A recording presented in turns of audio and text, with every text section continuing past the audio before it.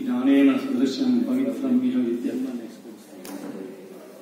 ಜ್ಞಾನಕ್ಕಿಂತ ಶ್ರೇಷ್ಠವಾದಂತಹ ಪವಿತ್ರವಾದಂತಹ ವಸ್ತು ಇನ್ನೊಂದು ಯಾವುದೂ ಇಲ್ಲ. ವಿದ್ಯಾನಾಂ ವರಸ್ಯ ರೂಪಮಧಿಕಂ ಪ್ರಚ್ಛನ್ನ ವೃತ್ತಂ ಧನಂ. ವಿದ್ಯಾಭೂಷಣರಾದಂತಹ ಶ್ರೀಧರ್ ಟಿ.ಎಸ್. ಜ್ಞಾನಿಗಳಾದಂತಹ ಶ್ರೀಧರ್ ಟಿ.ಎಸ್. ಇವರ ತಂದೆ ತಾಯಿಗಳಾದಂತಹ ಶ್ರೀನಾಥ್ ಹಾಗೂ ಶ್ರೀಮತಿ ಜಯಂತಿ. ಇವತ್ತವರು ಪ್ರೀತಿಯಿಂದ ನಾವು ನೀಡುವಂತಹ ಸನ್ಮಾನವನ್ನು ಒಪ್ಪಿಕೊಂಡಿದ್ದಾರೆ.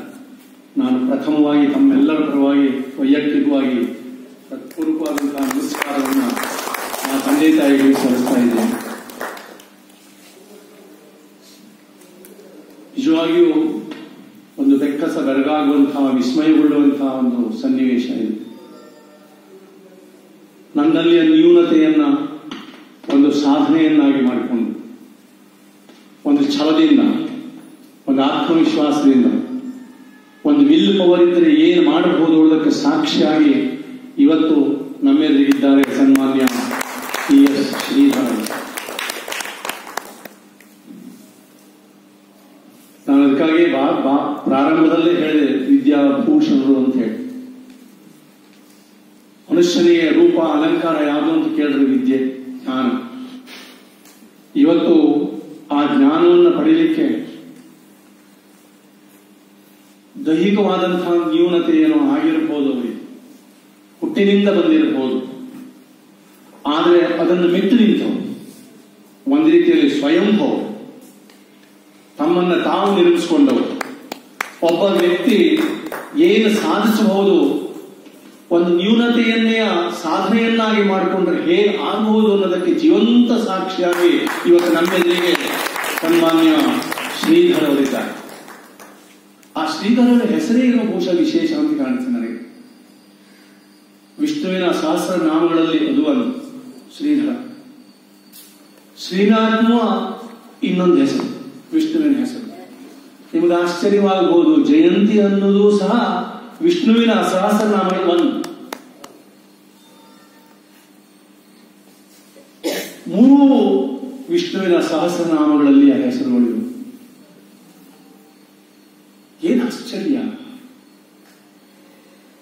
ಒಂದು ಕನ್ನಡ ಪದ್ಯ ಇದೆ, ಹಿಂದಿ ಪದ್ಯದ ಭಾವಾನುವಾದ. ಅದರ ಆಶಯ ಇಷ್ಟು: ಶಕ್ತಿಯ ಕೊಡು, ಶಕ್ತಿಯ ಕೊಡು, ಶಕ್ತಿಯ ಕೊಡು ಹೇ ಪ್ರಭು ಅಂತ ಹೇಳಿ ದೇವರಲ್ಲಿ ಪ್ರಾರ್ಥನೆ ಮಾಡುವಂತ. ಏನು ದೇವರ ಪ್ರಾರ್ಥನೆ? ನಾವು ಸಾಮಾನ್ಯ ದೇವರಲ್ಲಿ ಏನು ಪ್ರಾರ್ಥನೆ ಮಾಡ್ತೇವೆ? ನನಗೆ ಅದ್ರ ಕೊಡು, ಇದ್ರ ಕೊಡು, ಏನೇನೋ ಕೊಡು ಅಂತ ಹೇಳಿ. ಆದ್ರೆ ಇಲ್ಲೊಬ್ಬರ ಪ್ರಾರ್ಥನೆ ಹೇಗಿದೆ ಗೊತ್ತು? ದೇವರೇ ನನಗೆ ಕಷ್ಟ ಕೊಡು, ಆದ್ರೆ ಒಂದು ಕಂಡೀಷನ್, ಆ ಕಷ್ಟವನ್ನು ಎದುರಿಸಿ ನಿಲ್ಲುವಂತಹ ಸಾಮರ್ಥ್ಯ, ಶಕ್ತಿಯನ್ನು ಕೊಡು. ಶಕ್ತಿಯ ಕೊಡು, ಶಕ್ತಿಯ ಕೊಡು, ಶಕ್ತಿಯ ಕೊಡು. ಬಹುಶಃ ನಿತ್ಯ ಪ್ರಾರ್ಥನೆ ಮಾಡಿರಬೇಕು ನಮ್ಮ ಶ್ರೀಧರ್ ಅವರು. ನನಗೆ ಶಕ್ತಿಯನ್ನು ಕೊಡು. ಯಾವುದೋ ನ್ಯೂನತೆಯನ್ನು ನೀನು ಕೊಟ್ಟೆ, ಸ್ವೀಕರಿಸ್ತೇನೆ ಅದನ್ನು ನಾನು. ನೀನು ಕೊಟ್ಟದ್ದು, ನೀನು ಕೊಟ್ಟಂತಹದ್ದು, ಅದನ್ನು ನಾನು ಸ್ವೀಕರಿಸ್ತೇನೆ. ಆದ್ರೆ ಎದುರಿಸ್ತೇನೆ. ಆ ಎದುರಿಸುವ ಶಕ್ತಿ ನೀನು ಕೊಡು, ಸಾಕು ನನಗೆ. ಮತ್ತೇನು ಬೇಡ. ನಾನು ಜಯಶೀಲನಾಗಬೇಕು. ನಾನು ಏನು ಆಶಯ ಪಟ್ಟಿದ್ದೇನೋ ಅದನ್ನು ಮಾಡಿ ತೋರಿಸ್ತೇನೆ ನಾನು ಎನ್ನುವ ಚಾಲೆಂಜ್ ಆ ವಿಧಿಗೆ ಚಾಲೆಂಜ್. ನಾನು ಆ ಶಬ್ದ ಉಪಯೋಗಿಸ್ಲಿಕ್ಕೆ ಬಯಸುವುದಿಲ್ಲ. ಎಲ್ಲೋ ವಿಕರಾಂಗ ಹೇಳುವಂತಹದ್ದಾಗಲಿ, ಕುರುಡು ಹೇಳುವಂತಾಗಲಿ, ಅಂಧತ್ವ ಹೇಳುವಂತಹದ್ದನ್ನಾಗಲಿ, ಆ ಶಬ್ದ ನಾನು ಖಂಡಿತ ಅದನ್ನು ದ್ವೇಷಿಸ್ತೇನೆ. ಆ ಶಬ್ದ ಬಯಸುವುದಿಲ್ಲ ನಾನು ಅದನ್ನು ಹೇಳಲಿಕ್ಕೆ. ಒಂದು ನ್ಯೂನತೆ. ಆದ್ರೆ ಆ ನ್ಯೂನತೆಯನ್ನ ಮೆಟ್ಟಿ ನಿಂತು ಒಬ್ಬ ವ್ಯಕ್ತಿ ಏನಾಗಬಹುದು ಅನ್ನೋದಕ್ಕೆ ಸಾಕ್ಷಿ ಅಂತ ಹೇಳಿ ನಾನು ಈಗಾಗಲೇ ಹೇಳಿದೆ. ಹೇಗೆ ಕಷ್ಟಪಟ್ಟಿರ್ಬೋದು, ಸಮಾಜ ಹೇಗೆ ನೋಡಿರ್ಬೋದು, ತಂದೆ ತಾಯಿಗೆ ಜನ್ಮ ನೀಡಿದಂತಹ ತಂದೆ ತಾಯಿಗೆ ಏನು ಆಗಿರ್ಬಹುದು, ಹೇಗೆ ಸಾಕಿರ್ಬೋದು, ಅವರು ಹೇಗೆ ಸಾಕಿದ್ದಾರೆ ಹೇಳುವಂತಹದ್ದನ್ನು ಕೇಳುವಂತಹ ಅತ್ಯಂತ ಕುತೂಹಲ ನಮಗಿದೆ. ಹೇಗೆ ನೀವು ಬೆಳೆಸಿದ್ರಿ ಅವರನ್ನು? ಒಬ್ಬ ಹುಟ್ಟ ಅಂಧನಾಗಿರುವಂತಹ ವ್ಯಕ್ತಿಯನ್ನು ನೀವು ಹೇಗೆ ಬೆಳೆಸಿದ್ರಿ? ಏನೇನು ಕಷ್ಟಪಟ್ಟರು? ಹಾಗೆಯೇ ಅವರ ಬಾಯಲ್ಲಿ, ಶ್ರೀಧರ ಬಾಯಲ್ಲಿ ಅವರು ಮಾಡಿದಂತಹ ಸಾಧನೆಯನ್ನ, ಈ ಅದ್ಭುತವಾದಂತಹ ಸಾಧನೆಯನ್ನ, MSc IT ಮಾಡಿ ಮುಗಿಸಿದಂತಹ ಒಬ್ಬ ವ್ಯಕ್ತಿ ಇವತ್ತು ನಮ್ಮೆದುರಿಗೆ ಇದ್ದಾರೆ. ಒಬ್ಬ ಜನ್ಮಜಾತ ಅಂಧ ವ್ಯಕ್ತಿ ಇದ್ದಾರೆ ಅಂತಂದ್ರೆ ಇದಕ್ಕೂ ಹೆಚ್ಚು ಏನ್ ಬೇಕು? ನಮಗೆ ಸ್ಫೂರ್ತಿ ಅವರು, ನಮ್ಮೆಲ್ಲರಿಗೂ ಸ್ಫೂರ್ತಿ. ಎಲ್ಲವೂ ಇದ್ದು ಏನೂ ಮಾಡದೇ ಇದ್ದಂತಹ ನಮ್ಮೆಲ್ಲರಲ್ಲಿ ಏನೂ ಇಲ್ಲದೇ ಇದ್ದಾಗ ಸಾಧಿಸಿ ತೋರಿಸಿದಂತಹ ವ್ಯಕ್ತಿಗೆ ನಿಜವಾಗಿಯೂ ಸಾಷ್ಟಾಂಗ ನಮಸ್ಕಾರ. ನಮ್ಮೆಲ್ಲರ ಪರವಾಗಿ ಏನು ಸಾಧನೆ. ಇವತ್ತು ಈ ಅಂಗವೈಫಲ್ಯರಾದವರಿಗೆ ನಾನು ಬರೀ ತೋರಿಸಿದಷ್ಟಕ್ಕೆ ಶಬ್ದ ಹೇಳುವುದಿಲ್ಲ ಅಂತಂದ್ರೆ, ಈ ಅಂಗವೈಫಲ್ಯರಾದಂಥವರಿಗೆ ನೀವು ಓದಲಿಕ್ಕೆ ಸಾಧ್ಯ ಇಲ್ಲ. ಆ ಲಿಪಿಯನ್ನು ಓದಲಾರ. ಬ್ರೈಲ್ ಲಿಪಿ ಬೇರೆಯಾದಂತಹ ಒಂದು ಲಿಪಿಯೇ ಬೇಕು. ವಿಶೇಷವಾದಂತಹ ಶಾಲೆಗಳಿಗೆ ಸೇರ್ಬೇಕು. ಬಹುಶಃ ಪ್ರಥಮವಾಗಿ ಸಿದ್ದಾಪುರದ ಶಾಲೆಗೆ ಸೇರಿಸುವಂತ ಕಾಣುತ್ತೆ ಅವರನ್ನ ಪ್ರಥಮವಾಗಿ. ಆಮೇಲೆ ಚಿಕ್ಕಮಗಳೂರಿನಲ್ಲಿ, ಆಮೇಲೆ ಬಹುಶಃ ಆಸಾಮಿನಲ್ಲಿ ಮುಕ್ತ ವಿಶ್ವವಿದ್ಯಾನಿಲಯದಲ್ಲಿ ಎಲ್ಲೆಲ್ಲ ಸಾಧ್ಯವೋ ಜ್ಞಾನವನ್ನು ಸಂಪಾದಿಸಿಕೊಳ್ಳಿಕ್ಕೆ ಅಲ್ಲೆಲ್ಲ ಅವರು ಪ್ರಯತ್ನ ಪಟ್ಟದನ್ನು ಸಾಧಿಸೋದು. ನಿಮಗೆ ಆಶ್ಚರ್ಯವಾಗಬಹುದು. ಅವರು ಶಿವಮೊಗ್ಗದವರು, ಸೊರಬದವರು, ಕುವೆಂಪುರವರ ನಾಡಿನವರು. ಆ ಕುವೆಂಪುರವರ ಮಹಾ ಕಾದಂಬರಿ ಮನೆಗಳಲ್ಲಿ ಮದುಮಗಳನ್ನ ಪೂರ್ಣವಾಗಿ ಓದಿದಂಥವರು. ಅನೇಕ ಬೃಹತ್ ಕಾದಂಬರಿಗಳನ್ನ, ಬೃಹತ್ ಗ್ರಂಥಗಳನ್ನ ಇವತ್ತು ಲೀಲಾಜಾಲವಾಗಿ ಓದುವಂತಹ ಸಾಮರ್ಥ್ಯವನ್ನು ಹೊಂದಿದಂಥವರು. ಇದು ಸಾಧ್ಯವೇ? ಯಾಕೆ ಸಾಧ್ಯ ಇಲ್ಲ? ಹೇಳಿ. ಚಾಲೆಂಜ್, ನಾನು ಸಾಧಿಸಿ ತೋರಿಸ್ತೇನೆ ಅನ್ನುವಂತಹ ಚಾಲೆಂಜ್.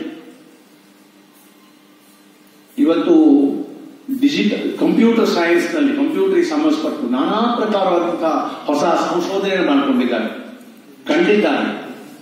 ಅದನ್ನ ನಾನು ಗಾಯತ್ರಿ ದೇವರಲ್ಲಿ ವಿಶೇಷವಾಗಿ ಕೇಳ್ಕೊಳ್ತಾ ಇದ್ದೇನೆ, ಹಾಗೂ ಶ್ರೀಧರಲ್ಲೂ ಕೇಳ್ಕೊಳ್ತಾ ಇದ್ದೇನೆ. ಒಂದು ದಿವಸ ಅವರ ಸಂಪೂರ್ಣ ಅನುಭವವನ್ನ ನಮ್ಮೊಂದಿಗೆ ಅವರು ಹಂಚಿಕೊಳ್ಬೇಕು. ನಾವು ಅವರನ್ನು ಕೇಳಿ ಸ್ಫೂರ್ತಿಯನ್ನು ಹೊಂದಬೇಕು. ಅಂತಹ ಒಂದು ಅವಕಾಶವನ್ನ ಶ್ರೀಧರರು ನಮಗೆ ಮಾಡಿಕೊಡ್ಬೇಕು.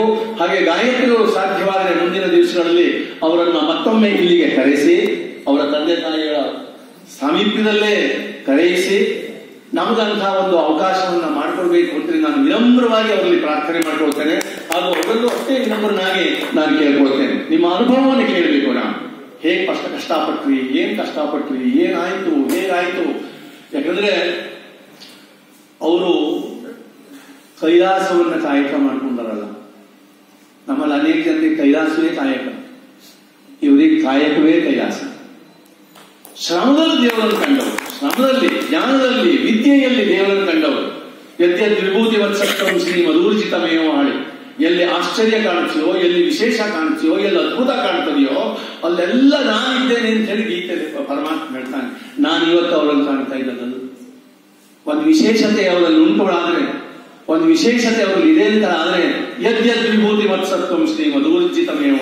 ನಾನು ಹಾಗಾಗಿ ಹೇಳಿದೆ, ವಿಷ್ಣುವಿನ ಸಹಸ್ರನಾಮದಲ್ಲಿ ಒಂದು ನಾಮ ಬರೇ ನಾಮ ಅಲ್ಲ, ನಾನು ವಿಷ್ಣುವನ್ನೇ ಕಾಣ್ತಾ ಇದ್ದೇನೆ. ಯಾಕೆಂದ್ರೆ ಅಂತಹ ವಿಶೇಷತೆ ಬರಬೇಕಾದ್ರೆ ದೈವಾಂಶ ಇಲ್ಲದೆ ಸಾಧ್ಯ ಆಗುದಿಲ್ಲ. ನಿಜವಾಗಿಯೂ ಧನ್ಯರು. ಇಂತಹ ಮಾತಾಪಿತರುಗಳನ್ನ ಅವರು ಪಡೆದಿದ್ದಾರೆ, ಇಂತಹ ಪುತ್ರನನ್ನ ಈ ಮಾತಾಪಿತರುಗಳು ಪಡೆದಿದ್ದಾರೆ. ಇಂಥವರನ್ನು ನೋಡುವ ಭಾಗ್ಯ ಮತ್ತು ಅವರ ಅನುಭವವನ್ನು ಕೇಳುವಂತಹ ಭಾಗ್ಯ ನಮಗೆ ಸಿಗ್ತಾ ಇದೆ. ಹಾಗಾಗಿ ನಾನು ಮತ್ತೊಮ್ಮೆ ಗಾಯತ್ರಿಯವರಲ್ಲೂ ಕೇಳ್ಕೊಳ್ತಾ ಇದ್ದೇನೆ, ಹಾಗೆ ಶ್ರೀಧರವರಲ್ಲೂ ಕೇಳ್ಕೊಳ್ತಾ ಇದ್ದೇನೆ. ನಿಮ್ಮ ಸಾಧನೆ, ನಿಮ್ಮ ಸಾಹಸ, ನಿಮ್ಮ ಈ ರೀತಿಯಾದಂತಹ ಈ ಬದುಕಿನ ಹೋರಾಟದ ಈ ಪಯಣ ನಮ್ಮ ಸ್ಫೂರ್ತಿದಾಯಕವಾಗುವಂತಹದ್ದು. ನೀವದನ್ನ ನಮಗೆ ವಿವರಿಸಬೇಕು. ಇವತ್ತು SBI ನಲ್ಲಿ ಉದ್ಯೋಗಿಯಾಗಿ ಕೆಲಸ ನಿರ್ವಹಿಸ್ತಾ ಇದ್ದಾರೆ. RBI ನಲ್ಲಿ ಮ್ಯಾನೇಜರ್, ಅಸಿಸ್ಟೆಂಟ್ ಮ್ಯಾನೇಜರ್ ಆಗಿ ಅವರು ಕೆಲಸವನ್ನು ನಿರ್ವಹಿಸ್ತಾ ಇದ್ದಾರೆ. ಎಲ್ಲೂ ಸಹ ಯಾವುದೋ ಒಂದು ಅಂಗ ಇಲ್ಲದೆ ಇದ್ದಂಥವ್ರು ಅಂತ ಹೇಳಿ ಹೇಳಲಿಕ್ಕೆ ಸಾಧ್ಯವಿಲ್ಲದೆ ಇದ್ದಂತಹ ರೀತಿ ನಮ್ಮ ನಿಮಗೆ ಅವರು ಓದ್ತಾರೆ, ನಮ್ಮ ನಿಮಗೆ ನಡೀತಾರೆ, ನಮ್ಮ ನಿಮಗೆ ಎಲ್ಲಾ ಕೆಲಸವನ್ನು ಮಾಡ್ಕೊಳ್ತಾರೆ. ಇದು ಆ ಪರಮಾತ್ಮ ಅವರಿಗೆ ಕೊಟ್ಟಂತಹ ಒಂದು ವಿಶೇಷವಾದಂತಹ ಶಕ್ತಿ, ವಿಶೇಷವಾದಂತಹ ಅದ್ಭುತವಾದಂತಹ ಒಂದು ಶಕ್ತಿ. ಅಂತಹ ಸ್ವಯಂಭುವಿಗೆ, ಅಂತಹ ಸೆಲ್ಫ್ ಮೇಡ್ ಶ್ರೀಧರ್ ಅವರಿಗೆ ನಿಮ್ಮೆಲ್ಲರ ಪರವಾಗಿ ಮತ್ತೊಮ್ಮೆ ಅನಂತ ವಂದನೆಗಳನ್ನು ಸಲ್ಲಿಸಿ ನಮ್ಮ ಸನ್ಮಾನವನ್ನ ಪ್ರೀತಿಯಿಂದ ಒಪ್ಕೊಂಡು ಹೋಗಿ ಶ್ರೀನಾಥ್ ಅವರಿಗೂ ಮತ್ತು ಜಯಂತಿ ಅವರಿಗೂ ಹೃತ್ಪೂರ್ವಕವಾದಂತಹ ನಮಸ್ಕಾರವನ್ನು ಸಲ್ಲಿಸಿ ಮತ್ತೊಮ್ಮೆ ತಮ್ಮೆಲ್ಲರಿಗೂ ವಂದಿಸಿ ನನ್ನ ಎರಡು ಮಾತು.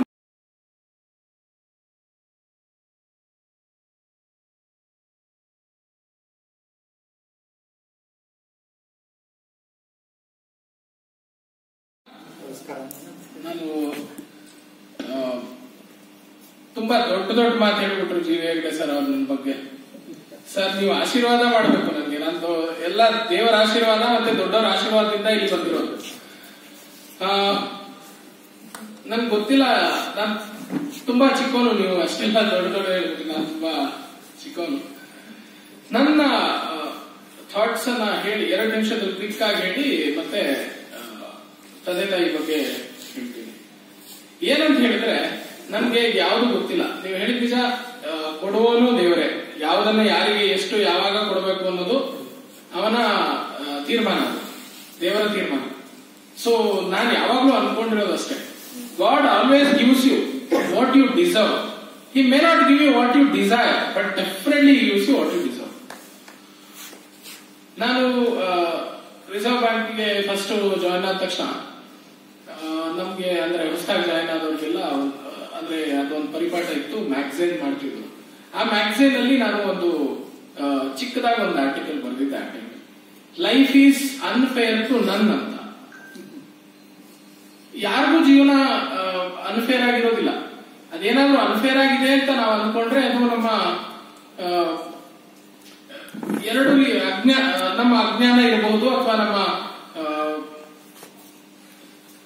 ನಮ್ಮ ಅಜ್ಞಾನ ಇರಬಹುದು, ಅಥವಾ ನಮ್ಮ ಲ್ಯಾಕ್ ಆಫ್ ಕಮಿಟ್ಮೆಂಟ್ ಇರಬಹುದು. ಇರ್ಲಿ, ಅದೇನೇ ಇರ್ಲಿ, ನಾನು ಸರ್ ಹೇಳಿದಾಗೆ ಹುಟ್ಟಿನಿಂದಲೇ ಅಂಧ ಅಥವಾ ದೃಷ್ಟಿ ಸವಾಲಿರೋನು. ನಾನು ವಿಶೇಷ ಶಾಲೆಯಲ್ಲಿ ಓದಿದೆ. ಅದಾದ ನಂತರ ನಾವು ಕಂಪ್ಯೂಟರ್ ಹೇಗೆ ಬಳಸ್ತೀವಿ ಅಂತ ಹೇಳಿದ್ರೆ, ನೀವೇನೆಲ್ಲ ಮಾನಿಟರ್ ಮೇಲೆ ನೋಡಿ ಕಂಪ್ಯೂಟರ್ ಜೊತೆ ಇಂಟ್ರಾಕ್ಟ್ ಮಾಡ್ತೀವಿ, ನಾವು ಹಾಗಲ್ಲ. ಮಾನಿಟರ್ ಮೇಲೆ ಬಂದಿದ್ದನ್ನ ಹೇಳೋದಕ್ಕೆ ನಮಗೊಂದು ಸ್ಪೆಷಲ್ ಸಾಫ್ಟ್ವೇರ್ ಇರ್ತದೆ, ಸ್ಕ್ರೀನ್ ರೀಡಿಂಗ್ ಸಾಫ್ಟ್ವೇರ್ ಅಂತಾರೆ ಅದನ್ನ ಬಳಸಿ ನಾವು ಕಂಪ್ಯೂಟರ್ ಅನ್ನ ಅಥವಾ ಸ್ಮಾರ್ಟ್ ಫೋನ್ ಅನ್ನ ಆರಾಮಾಗಿ ಬಳಸ್ತೀವಿ. ಈಗ ತಂತ್ರಜ್ಞಾನ ಎಷ್ಟು ಮುಂದುವರೆದಿದೆ ಅಂತ ಹೇಳಿದ್ರೆ, ಈವನ್ ವಿಡಿಯೋ ಏನಿದೆ ಆ ವಿಡಿಯೋನ ಡಿಸ್ಕ್ರೈಬ್ ಮಾಡಿ ಮಾತಲ್ಲಿ ಹೇಳುವಂತ ಸಾಫ್ಟ್ವೇರ್ಸ್ ಬಂದಿದೆ ಆರ್ಟಿಫಿಷಿಯಲ್ ಇಂಟೆಲಿಜೆನ್ಸ್ ಇಂದ. ಹಾಗೆ ನಾನು ಕಂಪ್ಯೂಟರ್ನ ಬಳಸೋದಕ್ಕೆ ಶುರು ಮಾಡಿದ್ದು 2004ರಲ್ಲಿ. ಆ ಸಂದರ್ಭದಲ್ಲಿ ಸ್ಕ್ರೀನ್ ರೀಡಿಂಗ್ ಸಾಫ್ಟ್ವೇರ್ಸ್ ಎಲ್ಲ ತುಂಬಾ ಬೇಸಿಕ್ ಸ್ಥಿತಿಯಲ್ಲಿತ್ತು. ಆ ಸಂದರ್ಭದಲ್ಲಿ ಹೆಚ್ಚಿನದಾಗಿ ಲ್ಯಾಟಿನ್ ಬೇಸ್ಡ್ ಸ್ಕ್ರಿಪ್ಟ್ಸ್ ಏನಿದೆ ಆ ಭಾಷೆಗಳಲ್ಲಿ ಮಾತ್ರ ನಮಗೆ ಓದಿ ಹೇಳುವಂತ ವ್ಯವಸ್ಥೆ ಇತ್ತು. 2010 ಹೊತ್ತಿಗೆ ನಾನು ನನ್ನ ಕಂಪ್ಯೂಟರ್ ಡಿಪ್ಲೊಮಾ ಮುಗಿಸಿದ್ದೆ. ಹಾಗೆ ಪದವಿ ವ್ಯಾಸಂಗದ ಸುಮಾರು ಮಧ್ಯಭಾಗ ಪದವಿ ವ್ಯಾಸಂಗ ಮುಗಿಸಿದ್ದೆ ಇನ್ಫ್ಯಾಕ್ಟ್ 2000. ಸೊ ಅದಾದ್ಮೇಲೆ ನಮ್ಮ ಭಾಷೆಯಲ್ಲಿ ಏನು ಓದೋದಕ್ಕೆ ಆತರ ಅವಕಾಶ ನಮ್ಗಿಲ್ಲ ಅನ್ನೋದು ಗೊತ್ತಾದಾಗ ನಾನು ಏನ್ ಮಾಡ್ಬೋದು ಅಂತ ಹುಡುಕ್ತಾ ಇದ್ದೆ. ಆ ಸಂದರ್ಭದಲ್ಲಿ ಒಂದು ಓಪನ್ ಸೋರ್ಸ್ ಸಾಫ್ಟ್ವೇರ್ ಇಸ್ಪೀಕ್ ಅಂತ ಇದೆ, ಅದರ ಡೆವಲಪರ್ ಇಂಗ್ಲೆಂಡ್ ಅವರು ಪರಿಚಯ ಆಯ್ತು, ಜೊನಾಥನ್ ರಡಿಂಗ್ಟನ್ ಅಂತ. ಅವರು ಬೇರೆ ಬೇರೆ ಭಾಷೆಗಳಿಗೆ ನೇಟಿವ್ ಸ್ಪೀಕರ್ಸ್ ಜೊತೆ ಸೇರಿ ಕೆಲಸ ಮಾಡಿದ್ರು. ಸೊ ಅದನ್ನ ಅವರ ಬಗ್ಗೆ ನನ್ನ ಇನ್ನೊಬ್ರು ಸ್ನೇಹಿತರು ತಮಿಳ್ ಭಾಷೆಗೆ ಆ ಸಾಫ್ಟ್ವೇರ್ ಆಲ್ರೆಡಿ ಬಂದಿರೋದನ್ನ ನೋಡಿ ನನ್ಗೆ ಹೇಳಿದ್ರು. ಸೊ ಅದನ್ನ ನಾನು ಅವರನ್ನು ಕಾಂಟ್ಯಾಕ್ಟ್ ಮಾಡಿ ಅವ್ರ ಜೊತೆ ಇಮೇಲ್ ಅಲ್ಲಿ ಸಂವಹನ ಮಾಡಿ ನನ್ಗಿದ್ದ ಜ್ಞಾನ ಅಲ್ಪ ಸ್ವಲ್ಪ ಜ್ಞಾನ ಬಳಸ್ಕೊಂಡು ಆ ಸಾಫ್ಟ್ವೇರ್ ನಲ್ಲಿ ಕನ್ನಡ ಸೇರಿಸೋದಕ್ಕೆ ಕೆಲಸ ಮಾಡಿದೆ. ಅದರ ಪರಿಣಾಮನೇ ನಾನು ಕನ್ನಡ ಪುಸ್ತಕಗಳನ್ನ ಓದೋದಕ್ಕೆ ಸಾಧ್ಯವಾಯಿತು, ಡಿಜಿಟಲೀಕರಣ ಮಾಡಿ. ಅದರ ಬಗ್ಗೆ ಮತ್ತೆ ಹೇಳ್ತೀನಿ ಈಗ. ಅಂದ್ರೆ ನನಗೆ ಅದು ಒಂದು it open the door actually for me to the world of literature. ಆಗ ಮಹಾಭಾರತದ ಪುಸ್ತಕ ನಿಮಗೆ ಡಿಜಿಟಲೀಕರಣ ಆಗಿದ್ದು ಸಿಕ್ತು ಮೈಸೂರಿನ ಒಬ್ಬರಿಂದ. ಅದನ್ನ ಅಂದ್ರೆ ಹೇಳ್ಕೊಳ್ಳೋದಕ್ಕಂತಲ್ಲ, ಬಟ್ ಕುತ್ಕೊಂಡು ಆಲ್ಮೋಸ್ಟ್ ರಾತ್ರಿ ಹಗಲು ಕುತ್ಕೊಂಡು 3 ದಿನದಲ್ಲಿ ಓದಿದ್ದೆ ಎಲ್ಲ ಅದು ಅದ್ರ ಖುಷಿನೇ ಬೇರೆ. ಆಮೇಲೆ ಕುವೆಂಪು ಅವರ ಕಾದಂಬರಿ ಓದಿದೆ. ಆಮೇಲೆ ಡಿಟೆಕ್ಟಿವ್ ಕಾದಂಬರಿಗಳು, ಸ್ಟೋರೀಸ್ ಎಲ್ಲ ಸುಮಾರು ಓದಿದೆ. ಆ ಟೈಮಲ್ಲಿ ಸ್ವಲ್ಪ ನಾನು ಬ್ಲಾಗ್ ಎಲ್ಲ ಬರೀತಿದ್ದೆ. ಯಾವಾಗ ಪ್ರೊಫೆಷನಲ್ ಲೈಫಿಗೆ ಬಂದೆ ಅದನ್ನೆಲ್ಲ ಕಡಿಮೆ ಮಾಡಬೇಕಾಗಿ ಬಂತು. ಬೆಂಗಳೂರಿಗೆ ಬಂದ್ಮೇಲೆ ಪ್ರೊಫೆಷನಲ್ ಲೈಫು ಪ್ರೆಷರ್ ಕುಕ್ಕರ್ ತರ ಇರುತ್ತೆ ಯಾರಿಗಾದ್ರು. ಇಲ್ಲಿ ಎಲ್ಲ ಲೆಕ್ಕದವರೇ ಇದ್ದೀರಿ, ಸೊ ನಿಮಗೆ ಪ್ರೆಷರ್ ಗೊತ್ತು. ಲೆಕ್ಕದ ಒಂದಂಕೆ ಆ ಕಡೆ ಈ ಕಡೆ ಆದ್ರೆ ಆಗೋ ಪ್ರೆಷರ್ ಗೊತ್ತು ನಿಮಗೆ. ಸೊ ಅದ್ರ ಬಗ್ಗೆ ಮತ್ತೆ ನಾನು ಹೇಳುವಂಥದ್ದೇನಿಲ್ಲ. ಇನ್ನು ನನ್ನ ಬಗ್ಗೆ ಏನೂ ಇಲ್ಲ, ಕೊಡುವವನವನೇ, ನನಗೆ ತಂದಿರಿಸಿರೋನವನೇ ದೇವರು. ಸೊ ಎಲ್ಲ ಹಿರಿಯರಿಗೂ ದೇವರಿಗೂ ನನ್ನ ಪ್ರಣಾಮಗಳು, ನಮಸ್ಕಾರಗಳು. ನನ್ನ ತಂದೆ ತಾಯಿ ಬಗ್ಗೆ ಹೇಳಬೇಕಂತ ಹೇಳಿದ್ರೆ, ಸುಮಾರು ಈಗ ಒಂದು 3 ದಶಕ 30-35 ವರ್ಷಗಳ ಹಿಂದೆ ಅವತ್ತಿನ ಸಾಮಾಜಿಕ ಪರಿಸ್ಥಿತಿ ಹೇಗಿತ್ತು ಸುಮಾರು ಎಲ್ಲರಿಗೂ ಗೊತ್ತಿದೆ. ವಿಶೇಷ ಚೇತನ ಮಕ್ಕಳು ಹುಟ್ಟಿದ್ರೆ, ಅಥವಾ ಅಂಗವಿಕಲ ಮಕ್ಕಳು ಹುಟ್ಟಿದ್ರೆ, ಅಥವಾ ವಿಕಲಾಂಗ ಮಕ್ಕಳು ಹುಟ್ಟಿದ್ರೆ ಯಾವ ಪರಿಸ್ಥಿತಿ ಅನ್ನೋದು ಬಹುಶಃ ನೀವೆಲ್ಲರೂ ಹಿರಿಯರಿದ್ದೀರಿ, ನೀವು ಅರ್ಥ ಮಾಡ್ಕೋಬಹುದು. ಆಗಿನ ಜೀವನ ಮಟ್ಟನೂ ನೀವು ಅರ್ಥ ಮಾಡ್ಕೋಬಹುದು ಅಂಗವಿಕಲ ಮಕ್ಕಳು. ಸೊ ಅವರ ಫಿಸಿಕಲ್ ಲೇಬರ್ ಹೇಳಕ್ ಮುಂಚೆ ಮೆಂಟಲ್ ಲೇಬರ್ ಬಗ್ಗೆ ಅಥವಾ ಮಾನಸಿಕ ಪರಿಸ್ಥಿತಿಯ ಬಗ್ಗೆ ಹೇಳೋದಕ್ಕಂತೂ ಸಾಧ್ಯ ಇಲ್ಲ. ಗೊತ್ತಿಲ್ಲ ನನಗೆ ಅದು ಯಾವ ತರ ಫೀಲ್ ಮಾಡಿದ್ರು ಏನೋ, ಅಥವಾ ಅವರು ಏನಾದ್ರು ನಂತರ ಗೋವಿಂದ ಫ್ಲೋ ಇದ್ರೋ ನನಗೆ ಗೊತ್ತಿಲ್ಲ. ಅದನ್ನ ನಾನು ಕೇಳಿಲ್ಲ, ಅವ್ರು ಹೇಳಿಲ್ಲ. ನಾನು 3 ತಿಂಗಳಿದ್ದಾಗ ಗೊತ್ತಾಯ್ತಂತೆ ಅವ್ರಿಗೆ ನನ್ನ ಕಣ್ಣಲ್ಲಿ ಸಮಸ್ಯೆ ಇದೆ ಅಂತ. ಅದಾದ ಮೇಲೆ ಹೋಗದೇ ಇರೋ ಡಾಕ್ಟರ್ ಇಲ್ಲ, ಹೋಗದೇ ಇರೋ ದೇವಸ್ಥಾನ ಇಲ್ಲ. ಚಿಕ್ಕ ಮಗು ನಾನು, ಅವಾಗ ಅನುಕೂಲತೆಗಳೆಲ್ಲ ಇರಲಿಲ್ಲ, ಟ್ರಾನ್ಸ್ಪೋರ್ಟ್ ಅನುಕೂಲತೆಗಳು ಹೆಚ್ಚು, ಬಸ್ಸು ಟ್ರೈನು. ನಂಗೆ ವೇಗ್ಲಿ ಐ ರಿಮೆಂಬರ್, ನಮ್ಮ ಅಪ್ಪ ಅಮ್ಮ ನಾನು ಎಲ್ಲೆಲ್ಲೋ ಡಾಕ್ಟರ್ ಹತ್ರ ಎಲ್ಲ ಕರ್ಕೊಂಡು ಹೋಗ್ತಿದ್ರು. ಅವಾಗಿಂದು ಬಸ್ಸು, ಆ ಬಸ್ಸಲ್ಲಿ ಡಬಲ್ ಸೀಟಲ್ಲಿ ಕುತ್ಕೋತಿದ್ರು, ಇಬ್ರು ತೊಡೆ ಮೇಲೆ ನಾನು ಮಲಗಿಸ್ಕೊಂಡು ಕರ್ಕೊಂಡು ಹೋಗ್ತಿದ್ರು. ಐ ಡೋಂಟ್ ನೋ, ವೇಗ್ಲಿ ರಿಮೆಂಬರ್ ಅದು ಎಲ್ಲಿಗೆ, ಯಾವಾಗ, ಹೇಗೆ ಏನೂ ಗೊತ್ತಿಲ್ಲ. ತುಂಬಾ ಡಾಕ್ಟರ್ ಹತ್ರ ಎಲ್ಲ ಕರ್ಕೊಂಡು ಹೋದ್ರು. ಸೊ ಕೊನೆಗೂ ಏನೂ ಮಾಡಕ್ಕಾಗಲ್ಲ, ಡಾಕ್ಟರ್ ಕೈಲಿ ಏನೂ ಇಲ್ಲ ಅಂತ ಆದ್ಮೇಲೆ ಇನ್ನು ಇವನ್ ವಿದ್ಯಾಭ್ಯಾಸ ಏನು, ಇವನ್ ಜೀವನ ಏನು ಅಂತ ಬಹುಶಃ ವಿಚಾರ ಮಾಡಿ ಏನೋ ಒಂದು ಕೆಲಸ ಬಹುಶಃ ಸ್ಟಾರ್ಟ್ ಮಾಡಿದ್ರು.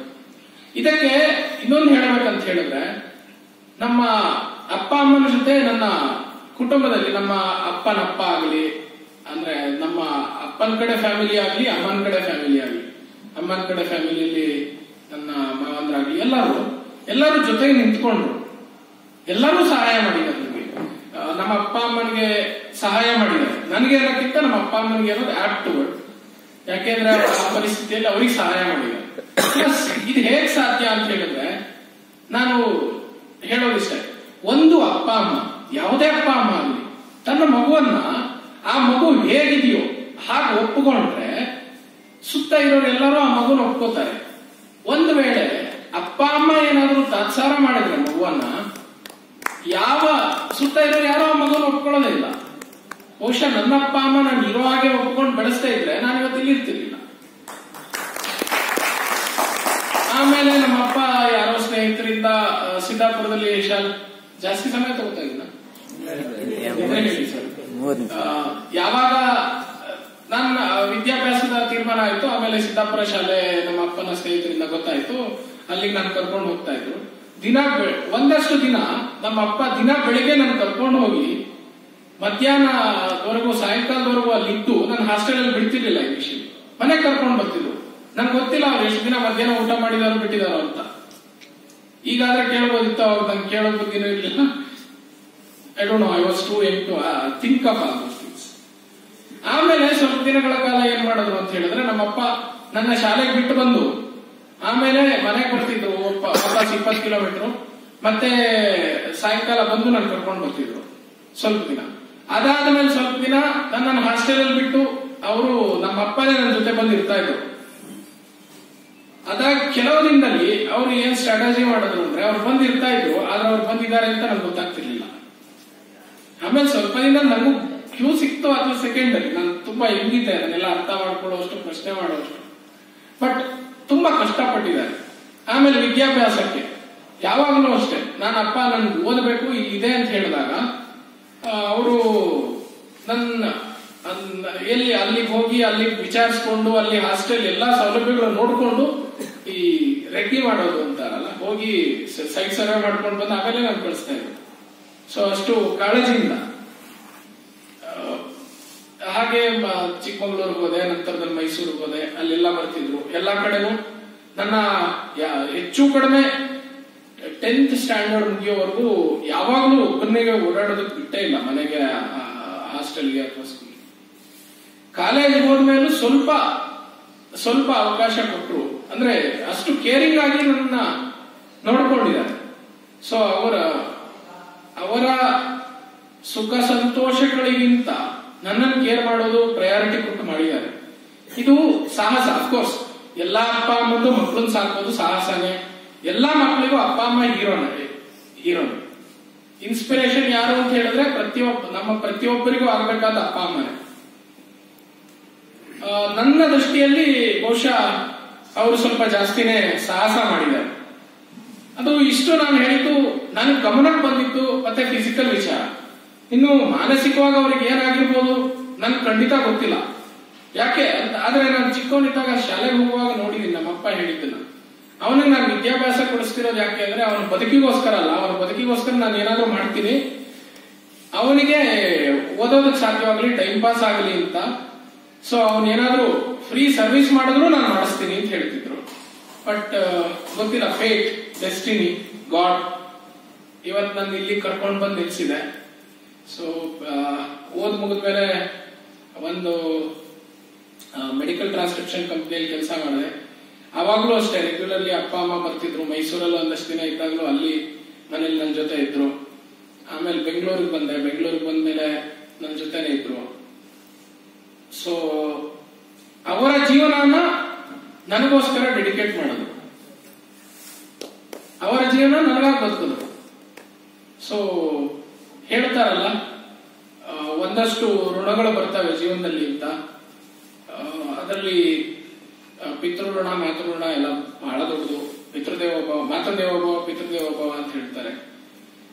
ನನಗಂತೂ ತಂದೆ ತಾಯಿಯರ, ನನ್ನ ಮೇಲೆ ತಂದೆ ತಾಯಿಯರ ಋಣ ಬಹಳ ದೊಡ್ಡದು. ಅದು ಬಹುಶಃ ಎಷ್ಟು ಜನ್ಮಗಳವರೆಗೆ ಕ್ಯಾರಿ ಫಾರ್ವರ್ಡ್ ಆಗ್ತದೆ ಗೊತ್ತಿಲ್ಲ. ಅಕೌಂಟೆನ್ಸಿ ಇದೆಲ್ಲ ಕ್ಯಾರಿ ಫಾರ್ವರ್ಡ್ ಮಾಡೋದಲ್ಲ, ಬ್ರಾಡ್ ಫಾರ್ವರ್ಡ್ ನನ್ಗೆ ಅಷ್ಟು ಗೊತ್ತಿಲ್ಲ. ನನ್ನ IT ಬ್ಯಾಕ್ಗ್ರೌಂಡ್ ನಾನು, ನನ್ಗೆ ಅಕೌಂಟ್ಸ್ ಅಷ್ಟೆಲ್ಲ ಗೊತ್ತಿಲ್ಲ. ತುಂಬಾ ಕಷ್ಟಪಟ್ಟು ಬಾಟ್ಲಿ ಬಾಯ್ ಅಕೌಂಟೆನ್ಸಿ ಅಂತ ಏನೋ ಒಂದು, ಯಾವಾಗ್ಲೂ ಸ್ವಲ್ಪ ಅದೇನೋ ಇದೆಲ್ಲ, debit the receiver, credit the ಗಿವರ್, something like that. ಕಷ್ಟಪಟ್ಟು ಚೂರು ಅರ್ಥ ಮಾಡ್ಕೊಳ್ಳೋ ಪ್ರಯತ್ನ ಮಾಡಿದೀನಿ. But definitely that is not my forte R my cup of tea. IT ಬಹುಶಃ ಇದೆ, ಇನ್ಫಾರ್ಮೇಶನ್ ಟೆಕ್ನಾಲಜಿ ಈ ತರದ್ದು ನಮ್ಗೆ ಸ್ವಲ್ಪ ತಲೆಗೆ ಹೋಯ್ತದೆ, ಯಾಕೋ ಗೊತ್ತಿಲ್ಲ. ಹಾಗೆ ಅದು ಎಲ್ಲ ಭಗವಂತನ ಸಂಕಲ್ಪ. ಸೊ ನಮ್ಮ ಅಪ್ಪ ಅಮ್ಮ ಅವರ ಜೀವನನೇ ನನಗೆ ಡೆಡಿಕೇಟ್ ಮಾಡಿದ್ದಾರೆ. ನಾನು ಏನ್ ಹೇಳಿದ್ರು ಕಡಿಮೆ, ಎಷ್ಟು ಹೇಳಿದ್ರು ಕಡಿಮೆ. ಸೊ ನಾನು ಚಿರೋಣ ಅಷ್ಟೇ. ಎಲ್ಲರಿಗೂ ಧನ್ಯವಾದಗಳು ನಮ್ಮನ್ನು ಕರೆದಿದ್ದಕ್ಕೆ, ಸ್ಪೆಷಲಿ ವಿಜಿ ಗಾಯತ್ರಿ ಅವರಿಗೆ. ಅವರು ಯಾವ ತರ ಅವರು ಇದನ್ನ ತುಂಬಾ ಅಂದ್ರೆ ಅಚ್ಚುಕಟ್ಟಾಗಿ ನಡೆಸ್ಕೊಂಡು ಬರ್ತಿದ್ದಾರೆ ಈ ಕಾರ್ಯಕ್ರಮನ ಅಂತ ಇಲ್ಲಿ ಎಲ್ಲರ ಬಾಯಿಂದ ಕೇಳಿ ತುಂಬಾ ಖುಷಿ ಆಯ್ತು. Like I don't know, I think it's passion. So ಸಮಾಜವನ್ನು ಒಟ್ಟು ಸೇರಿಸೋದು. ಈಗ ಅದು ಜಸ್ಟ್ 1-2 ಲೈನಲ್ಲಿ ಹೇಳ್ತೀವಿ ನಾವು. ಈಗೀಗ ಆ ಕಮ್ಯುನಿಟಿ ಫೀಲಿಂಗ್ ಅನ್ನು ಕಳ್ಕೊಳ್ತಾ ಇದೀವಿ. ನಾವು ವರ್ಚುವಲ್ ವರ್ಲ್ಡ್ ಅಲ್ಲಿ ಜಾಸ್ತಿ ಟೈಮ್ ಸ್ಪೆಂಡ್ ಮಾಡ್ತೀವಿ. ಸೊ ಬೆಂಗಳೂರು ಅಂತ ಜಾಗದಲ್ಲಿ ನಮ್ಮ ನೇಬರ್ಸ್ ಯಾರು ಅಂತ ಗೊತ್ತಿರೋದಿಲ್ಲ. ಅಂತ ಟೈಮಲ್ಲಿ ಇಷ್ಟೊಂದು ಜನರನ್ನು ಸೇರಿಸಿ ಇಂಥದ್ದೊಂದು ಕಾರ್ಯಕ್ರಮ ಮಾಡಿ ಎಲ್ಲರಿಗೂ ಮುಖತಃ ಭೇಟಿ ಆಗೋದಕ್ಕೆ ಒಂದು ಅವಕಾಶ ಕೊಟ್ಟು, ಸ್ವಲ್ಪ ಹೊತ್ತಾದ್ರೂ ಆ ಮುಖ ಪುಸ್ತಕ ಫೇಸ್ಬುಕ್ ಇಂದ ದೂರ ಇಟ್ಟು, I mean whatever social network, just ಅದೊಂದು ಫೇಸ್ಬುಕ್ ಅಷ್ಟೇ, ದೂರ ಇಟ್ಟು ನಮ್ಮನ್ನೆಲ್ಲ ಸೇರಿಸ್ತಾ ಇದ್ದಾರೆ. ಅದಕ್ಕಾಗಿ ಥ್ಯಾಂಕ್ ಯು. ಮತ್ತೆ ಇಲ್ಲಿ ತುಂಬಾ ಖುಷಿ ಆಗ್ತಾ ಇದೆ ನನಗೆ. ಅದಕ್ಕೆ ಎಲ್ಲರಿಗೂ ಮತ್ತೊಮ್ಮೆ ಧನ್ಯವಾದಗಳು. Thank you.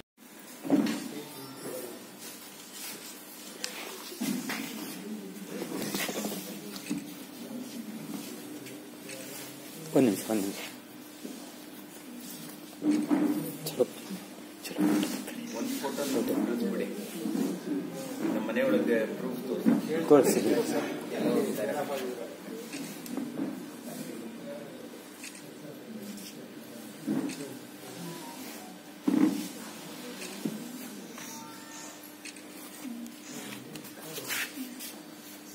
ಅದರಲ್ಲಿ ಒಂದು ನ್ಯೂಸ್ ಬಂತು, ಉತ್ತರ ಕನ್ನಡ ಸಿದ್ದಾಪುರ ಕಟ್ಟೆಯಲ್ಲಿ ಒಂದು ಅಂತರ ಶಾಲೆ ಓಪನ್ ಆಗ್ತಾ ಇದೆ. ನನಗೆ ಬಹಳ ಖುಷಿ ಆಯ್ತು. ಹೋದೆ, ಪ್ರಥಮ ವಿದ್ಯಾರ್ಥಿ ಅವನಲ್ಲಿಗೆ. ಅವನ ಬಿಡ್ಲಿಕ್ಕೆ ತುಂಬಾ ಕಷ್ಟ ಆಯ್ತು. ನಾನು ಹೇಳಿದೆ, ನಾವೀಗ ಮನಸ್ಸಿಗೆ ಗಟ್ಟಿ ಮಾಡಿಕೊಂಡ್ರೆ ಅವನು ಕರೆಕ್ಟ್ ಇರ್ತಾನೆ, ಇಲ್ಲ ಅಂತಂದ್ರೆ ಕಷ್ಟ ಮುಂದೆ ಅವನಿಗೆ ಅಂತೇಳಿ ಮನೆಯವರಿಗೆಲ್ಲ ಒಪ್ಪಿಸಿ ಅವನ ಬಿಟ್ಟು ಅವನು ಪ್ರೇರ್ ಕಲ್ತ, ಅಕ್ಷರ ಕಲ್ತ, ಓದೋದು ಬರೆಯೋದು ಕಲ್ತ, ಖುಷಿ ಆಯ್ತು. ಲೆಕ್ಕ ಮಾಡೋದು ಕಲ್ತ, ಅಂಕೆ ಕಲ್ತ, ಖುಷಿಯೇ ಆಯ್ತು ನನಗೆ. ಇಷ್ಟು ಸಾಕು, ಇಷ್ಟು ಬಂದ್ರೆ ಮತ್ತೆ ಅವನ ಟೀಚರ್ ಆಗಲ್ಲೇ ಬಿಟ್ಬಿಡ್ತೇನೆ, ಇನ್ನೊಂದೇ ಇದ್ದು ಬಿಡೋದು ನನ್ನಿಂದ. ಅವನಲ್ಲಿ ಬಿಡ್ಲಿಲ್ಲ. 5ನೇ ಕ್ಲಾಸ್ ಪಾಸ್ ಆಯ್ತು. ಅಷ್ಟೊತ್ತಿಗೆ ಅವನಿಗೆ ಚಿಕ್ಕಮಂಗ್ಳೂರು ಗೊತ್ತಿತ್ತು. ಇಲ್ಲ, ನಾನು ಮುಂದಿನ ವರ್ಷ ಚಿಕ್ಕಮಂಗ್ಳೂರಿಗೆ ಹೋಗ್ತೇನೆ, ನೀವು ಹುಡ್ಕೋ ಅಂತ. ಹೋದೆ, ಅಲ್ಲೆಲ್ಲ ಬಹಳ ಚೆನ್ನಾಗಿತ್ತು. ಕರ್ಕೊಂಡು ಹೋಗ್ಬಿಟ್ಟೆ. ಆಮೇಲೆ ಅವನೇ ನನ್ನ ಇರ್ಲಿಕ್ಕೆ ಬಿಟ್ಟಿಲ್ಲ. ಒಂದ್ ದಿವಸ ನೀವು ಹೊರಟು ನಾನು ಅನ್ಕೋತೀನಿ. ಅಲ್ಲಿ 10th ಮುಗಿಯೋದ್ರೊಳಗೆ ಮೈಸೂರಿಂದು JSS ಡಿಪ್ಲೊಮಾ ಕಾಲೇಜ್ ಬಗ್ಗೆ ತಿಳ್ಕೊಂಡಿದ್ದ. ಎಕ್ಸಾಮ್ ಆಗೋತ್ತಿಗೆ ಹೇಳಿದಾಗ ಒಂದ್ಸರಿ ಹೋಗುವ ಅಂತ. ಅಲ್ಲಿ ಹೋಗಿ ನೋಡಿ ಬಂದೆ, ಎಲ್ಲ ಚೆನ್ನಾಗಿತ್ತಲ್ಲಿ. ಆಯ್ತಪ್ಪ ಅಂತ ಹೇಳಿದ್ರೆ ಅಲ್ಲಿ ಕರ್ಕೊಂಡು ಹೋಗ್ಬಿಟ್ಟೆ. ಅಲ್ಲಿ ಪ್ರಿನ್ಸಿಪಲ್ ಒಬ್ರು ಪ್ರಭಾಕರ್ ಇದ್ರು, ಬಹಳ ಚೆನ್ನಾಗಿ. ಅಲ್ಲಿ ಒಂದೇ ಬಿಲ್ಡಿಂಗ್ ಆದ್ರೂ ಬೇರೆ ಬೇರೆ ಇರುತ್ತಾರ, ಬಹಳ ಚೆನ್ನಾಗಿದೆ. ಯಾರು ನೋಡಿ ಬರ್ಬೋದಲ್ಲಿ. ಅಲ್ಲೇ ಅವರಿಗೆ ಬ್ಯಾಂಕಿನ ವ್ಯವಸ್ಥೆ, ಬ್ಯಾಂಕಿನ ವ್ಯವಹಾರ ಎಲ್ಲ ಕಲ್ತಾರೆ. ಬಹಳ ವ್ಯವಹಾರ ಕಲ್ತ ಅಲ್ಲಿ ಕಂಪ್ಯೂಟರ್ ಇದರಲ್ಲೆಲ್ಲ. ಮತ್ತೆ ಮೈಸೂರು ನಮ್ಗೆ ದೂರ. ಆದ್ರೆ ನನಗೆ ನಮ್ಮ ಶ್ಯಾಮಸುಂದರ ಕೋಟೆ ಅಂತ ಬಂದ್ರೆ ಆಗಲೇ ಅವ್ರು ಶ್ರೀಧರ್ ಗೊತ್ತಾಗಿದೆ. ಇನ್ನು ಅರ್ಧ ಗಂಟೆ ಮಾತಾಡ್ತಿದ್ದ ಅವ್ರ ಬಗ್ಗೆ.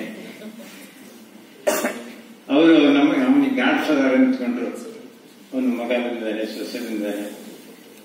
ಅವ್ರ ಮನೆಯವ್ರ ಜೊತೆಲೇ ಒಬ್ಬನಾಗಿದ್ದ. ಅವನು ಎಷ್ಟೊತ್ತಿಗೆ ಫೋನ್ ಮಾಡಿದ್ರೆ ಅವನಿಗೆ ಏನೇ ತೊಂದರೆ ಆದ್ರೂ ತಕ್ಷಣ ಹೋಗಿ ಕರ್ಕೊಂಡ್ರು. ವಿಪರ್ಯಾಸ ಅಂದ್ರೆ ಅವನು ನಮ್ಮ ಊರವರು, ಹತ್ತಿರದವರು ಶ್ಯಾಮಸುಂದರ ಕೋಟಿ. ಆದ್ರೆ ನಾನು ಇಷ್ಟು ವರ್ಷ ಆದ್ರೆ ಅವ್ರನ್ನ ಅಲ್ಲಿ ಊರಲ್ಲಿ ನೋಡಿರ್ಲಿಲ್ಲ, ಪರಿಚಯ ಇರಲಿಲ್ಲ. ಮೈಸೂರಿಗೆ ಹೋಗಿ ಪರಿಚಯ ಆಯ್ತು. ಅವ್ರು ನಮ್ಗಷ್ಟು ಇದಾದ್ರೆ ಇವತ್ತಿಗೂ ಅವರು ನಮಗೆ ಬಹಳ ಆತ್ಮೀಯರಾಗಿಟ್ಟಿದ್ದಾರೆ.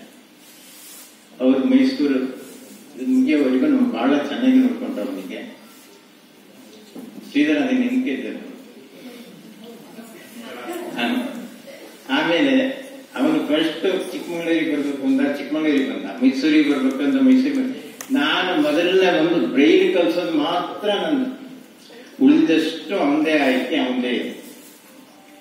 ಇಲ್ಲಿ ಮೈಸೂರಿನಲ್ಲಿ ಆಯ್ತು. ಮೈಸೂರು ನನಗೇ ಗೊತ್ತಿಲ್ಲ ಅವನು ಓಪನ್ ಯೂನಿವರ್ಸಿಟಿ ಒಳಗೆ BA ಮಾಡ್ತಾ ಇದ್ದಾನೆ ಅಂತ. ಎಕ್ಸಾಮ್ ಬರೆಯೋದಕ್ಕೆ ಜನ ಬೇಕು, ಪೇಪರ್ ಬರೆಯೋದಕ್ಕೆ ಬೇರೆಯವ್ರು ಬೇಕು. ಅವಾಗ ಅನೂಪ್ ಕೋಟಿ, ಶ್ಯಾಮಸುಂದರ್ ಅವ್ರ ಮಗ, ಅವ್ರ ಜನ ಅವರು ಬರ್ತಿದ್ರು. ಮತ್ತೆ ಅವ್ರ ಸೋದರ ಮಗ ಹರ್ಷ ಅಂತ, ಇವರೆಲ್ಲ ಬರ್ಕೊಟ್ಟಿದ್ರು.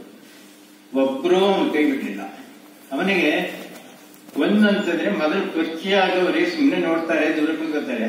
ಅವನೊಂದು ಮಾತು ಕೇಳಿದ ಮೇಲೆ ಅವನ ಜೊತೆ ಅವನ ಫೋನ್ ಬುಕ್ ಅಲ್ಲಿ ನೋಡ್ಬೇಕು ಕಾಂಟ್ಯಾಕ್ಟ್ಸ್. ಮೈಸೂರು ಯೂನಿವರ್ಸಿಟಿ ಒಳಗೆ ಕನ್ನಡ ಪ್ರೊಫೆಸರ್ ಪಂಡಿತಾರಾಧ್ಯಾರಿದ್ದಾರೆ. ಅವರು ಮದುವೆ ಕರೆಯಕ್ಕೆ ಬಹಳ ಪರಿಚಯ ಇತ್ತು. ಮದುವೆ ಕರೆಯಕ್ಕೆ ನಾನು ಇಂಥ ಕಾರ್ಯಕ್ರಮ ಎಲ್ಲಿ ಬರಲ್ಲ, ನಂದಿದ್ದು ನಾನು ಏನೂ ಇದರಲ್ಲಿ ಭಾಗವಹಿಸಲಾಗಿದ್ರು. ಆದ್ರೆ ಅವನ ಮದುವೆ ದಿವಸ ಬೆಳಿಗ್ಗೆ ಏನೋ ಬಂದೇ ಬಿಟ್ಟ, ಹಾಜರಾಗ್ಬಿಟ್ರು ಸಾಗರಕ್ಕೆ. ಇದು ಮತ್ತೆ ಕುವೆಂಪು ಅವರ ಅಡಿಯ ಚಿದಾನಂದ ಗೌಡ್ರು ಅವ್ರ ಮಕ್ಕಳು ಅವ್ರ ಮನೆಗೆಲ್ಲ ಕರೆಸಿ ಅವನ್ನ ಸಹಾಯ ಮಾಡಿದ್ದಾರೆ. ಎಲ್ಲೆಲ್ಲಿ ಏನೇನು ಇರ್ಬೇಕು, ಹೇಗಿರ್ಬೇಕು ಅಂತೆಲ್ಲ. ಅವನಿಗೆ ಇವತ್ತು ಸನ್ಮಾನ ಮಾಡಿದ್ದು ನನಗೆ, ನಾನು 1% ಅಷ್ಟೇ ಅವನಿಗೆ ಮಾಡಿದ್ದು. ಉಳಿದಿದ್ದ 50% ಅವನು ಸ್ವಯಂಭೂ ಅಂತ ಹೇಳಿದ್ರಲ್ಲ, ಐಡಿಯಾ ಇರೋದು ಕರೆಕ್ಟ್. ಅದು ಒಂದೇ ಅಲ್ಲ. ಮತ್ತೆ ಉಳಿದಿದ್ದು 49% ಮೈಸೂರು ಸೋದರ ಮಾವ ಸಂದೇಶ್ ಮತ್ತೆ ಸುಷ್ಮಾ ಸೋದರ ಮಾವ ಸೋದರ ಅವರು ಅವನಿಗಾಗಿ ಬಹಳ ಕಷ್ಟಪಟ್ಟಿದ್ದಾರೆ. ಅವನ ಜೊತೆ ನನ್ನವ್ರ ಮನೇಲಿ ಇಟ್ಕೊಂಡಿದ್ರು. ಅವನ್ ಇಲ್ಲಿ NICT ವಿದ್ಯಾಭ್ಯಾಸಕ್ಕೆ ಹೋಗ್ಬೇಕು ಅಂತ. ಅವಾಗ ನಾನು ಅವ್ರ ಮನೇಲಿ ಇದ್ದೆ. ಅವನ್ನ ಇಟ್ಕೊಂಡು ಅವನ ಕೆಲಸ ಸಿಗೋವರೆಗೂ ತುಂಬಾ ಸಹಾಯ ಮಾಡಿದ್ರು.